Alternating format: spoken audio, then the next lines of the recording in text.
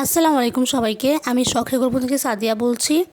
আজকে আমরা বানিয়ে নিব মাছের বিরিয়ানি। এই বিরিয়ানিটি বানানোর জন্য আমরা প্রথমে একটি প্যানে পরিমাণ মতো তেল দিয়ে দিব। তারপর দিয়ে দিব পেঁয়াজ কুচি, তারপর দিয়ে দিব এলাচি, দারচিনি, তেজপাতা আর লবঙ্গ। এখন আমরা এটিকে ভালো করে ভেজে নিব। ভাজা হয়ে গেলে আমরা দিয়ে দিব আদা রসুন বাটা।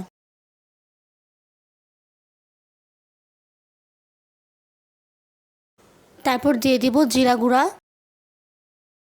তারপর দিয়ে দিলাম 1 চা চামচ বিরিয়ানির মশলা। তারপর দিয়ে দিব 1 চা চামচ মরিচের গুঁড়া। তারপর দিয়ে দিব পরিমাণ মতো লবণ। তারপর দিয়ে দিলাম 1 চামচ সয়া সস। তারপর দিয়ে দিব টমেটো সস।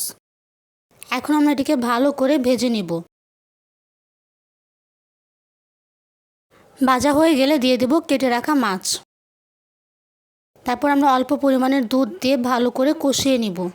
তারপর দিয়ে দেব কাঁচামরিচ। কষানো হয়ে গেলে এখন আমরা এটিকে নাড়াচাড়া করে একটি বাটিতে নামিয়ে নিব। নামিয়ে নেওয়ার পর দিয়ে দিব 70% রান্না করে রাখা পোলাও চালের ভাত। ভাতগুলো দিয়ে দেওয়ার পর আমরা এখন দিয়ে দিব কষিয়ে রাখা মাছগুলো। ঠিক এইভাবে আমরা লেয়ারিং করে নিব।